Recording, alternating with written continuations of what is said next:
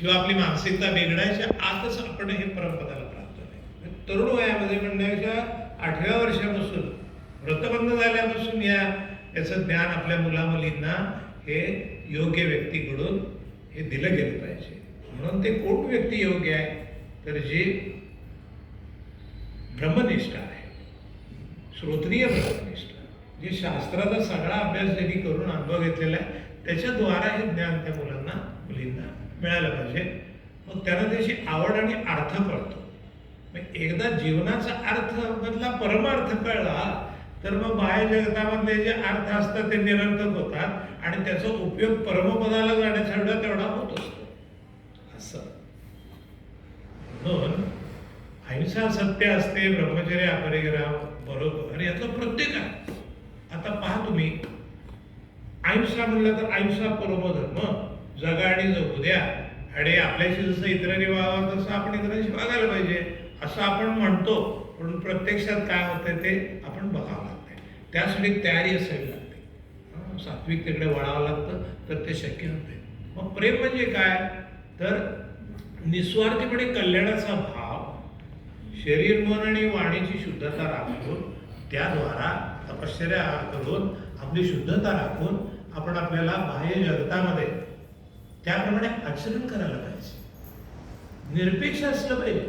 माझं तुमच्यावर प्रेम आहे पण तुम्ही मला काय त्याच्या मोबदल्यात देता म्हणलं तर प्रेम संपूर्ण सर्वस्व समर्पण जिथे आहे तिथं ती अवस्था प्राप्त होत असते.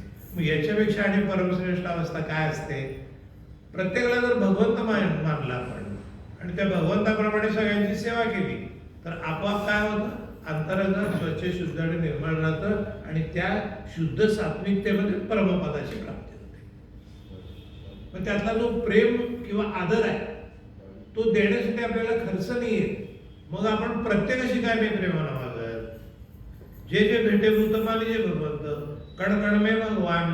आपल्या डोळ्याची दृष्टी अशी दिव्य पाहिजे, जिकडे पाहावे तिकडे चतुर्भुज भगवान.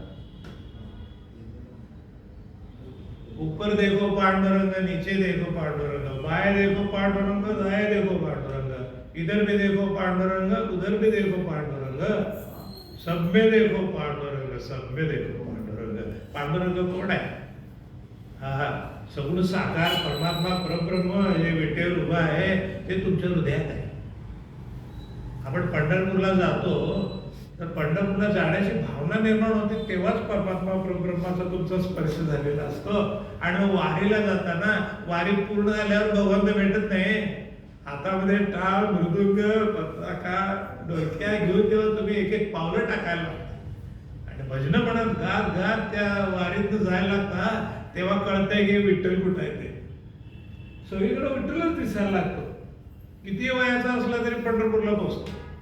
किती लहान असू दे तर आणि काय तर असू दे.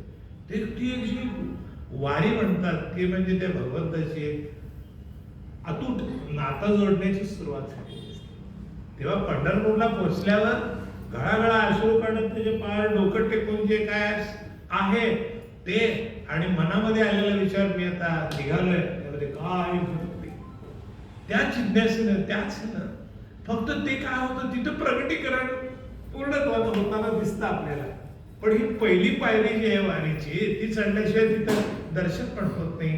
कळस दिसला तरी भगवंत दिसतो आणि मग आपोआप जे आले गेले सगळ्याच्या पायावर आपण डोकं टेकतो आणि प्रत्येकाला हृदयाशी धरतो. प्रत्येकामध्ये भगवंत पाहायला लागतो. हीच आपली भारतीय संस्कृती आणि संतांनी ती रचलेली आहे. त्यामुळे तुम्ही कुठेही पंढरपूरला जा, सज्जनगडला जा किंवा आमच्या गजानन महाराजांच्या तिथे जा, कुठे गेले तरी स्वच्छता शुद्धता सेवाभाव सगळं भरभरून ओतप्रोत भरलेलंच आपल्याला दिसायला लागतंय आणि आपण नतमस्तक होतो. आता माझं जीवाचं कल्याण झालं. बघा भारतीय संस्कृती वाराणसीला 65 कोटी लोक जपले. केवढे संस्कार आहेत आपल्यावरती अनादिकालापासूनचे. कारण सगळीकडे त्याला पावित्र्यच दिसते. जळी स्थळी काष्टी पाषाणी सर्वत्र भगवंत धरून राहिला आहे. हे आपल्या संस्कारातून आपल्याला बालपणापासून या सर्व सणातून हे मिळालेलं आहे.